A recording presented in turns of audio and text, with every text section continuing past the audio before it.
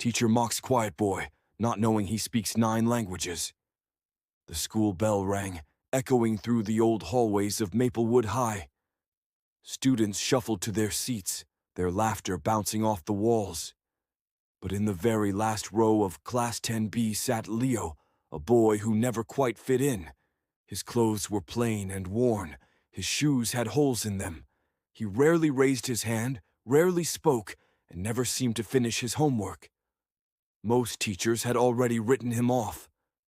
And the students, they had a cruel nickname for him, Mute Leo. But the harshest of all was Mr. Collins, the strict, sharp-tongued literature teacher. From the moment Leo stepped into his class, Collins had singled him out. "Eyes up, Leo," he barked one morning. "Can you even spell your own name, or do I need to write it for you?" The class burst into laughter. Leo lowered his gaze, his ears burning red. He wanted to speak, but something held him back. The truth was, Leo wasn't dumb, far from it. At home, in his tiny room filled with second-hand books, he would spend hours flipping through pages in languages most of his classmates couldn't even name. French, Spanish, German. Leo devoured them all in secret, teaching himself silently while the world mocked him. But at school, he stayed quiet. Day after day, the taunts continued. "Leo, answer the question," Mr. Collins demanded during a lesson. "Or are you waiting for someone to whisper it in your ear?" Leo hesitated, then whispered an answer. It was correct, but Collins sneered anyway. "Speak up, boy. No one can hear you mumble from the grave." The laughter was merciless, and Leo shrank smaller in his seat. Another time, Collins gave the class a writing assignment. When he collected Leo's paper, he held it up in front of everyone. "Pathetic," he announced. "Your handwriting looks like chicken scratches." "Honestly, Leo, you'd be better off sweeping the floors than trying to write essays." The students roared. One boy whispered loudly, "Yeah, Janitor Leo." And the class erupted again. Leo clenched his fists under the desk. He wanted to shout back. He wanted to tell them what he really knew. But he stayed silent. Weeks passed. Exams loomed. Collins often used Leo as the class punching bag, convinced the boy would fail. One afternoon, while returning test papers, he slapped Leo's desk with a 0. "Another brilliant performance," he mocked. "Tell me, Leo, is it fun to be useless?" The laughter cut deep. But everything changed one chilly morning, when the principal walked into the classroom carrying a stack of papers.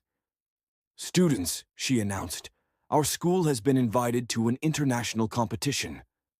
Each participant must translate a short story into as many languages as they can. The winner will represent Maplewood High at the regional finals." Groans filled the room. Most of the kids struggled even with basic French. But Collins smirked. "Well," he said loudly, "we already know who won't be competing." He stared directly at Leo. The class chuckled. But Leo's eyes narrowed. For the first time in weeks, he felt something burning inside him. The weeks leading up to the event were tense. Students practiced translations, flipping through dictionaries, scribbling half-finished sentences.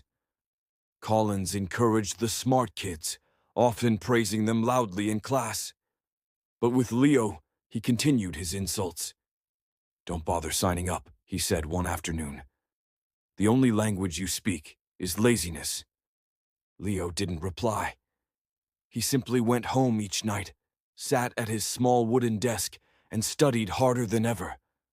His walls were covered with scraps of paper, phrases in French, conjugations in Spanish, characters in Mandarin.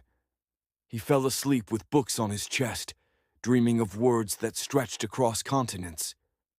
His mother often peeked in, worried. "Leo, you're pushing yourself too hard." He smiled faintly. "I just want to prove them wrong." The day of the event arrived. The gymnasium was packed with students, parents, and teachers. Rows of chairs faced the stage where a giant chalkboard stood waiting. One by one, contestants presented their work. Most managed one or two languages. A few ambitious ones tried three. The crowd clapped politely. Then it was Leo's turn. He walked slowly to the front, clutching his worn notebook. Murmurs rippled through the crowd. Some laughed. Others whispered, "Why is he even here?" Mr. Collins leaned back in his chair, smirking. "This will be entertaining," he muttered. Leo took a deep breath, opened his notebook, and began to write on the board. First, English to French, then French to Spanish, then German, then Italian, then Russian. The room grew quiet. Leo kept writing Arabic, Mandarin, Japanese, and finally, Latin. 9 languages, each line flawless. His chalk scratched across the board like music. When he finally set the chalk down, the silence was deafening. A student in the front whispered, He knows all of them." Mr. Collins's smirk vanished. His face went pale. The head judge cleared his throat, his voice shaking slightly. "Leo, where did you learn all this?" Leo finally turned to face them. His voice was quiet but steady. "From books. From practice. From nights no one saw. You told me I was dumb. I stayed quiet, because I knew one day my work would speak louder than your words." Gasps filled the room. Some students clapped hesitantly. Others sat frozen, ashamed. Collins stood, trying to save face. This is impossible. He must have copied." But the judges interrupted. "No, we tested his work. It's perfect. Every word, every phrase. Leo is the clear winner." The gym erupted in applause. Students who had once mocked him now looked at him with awe.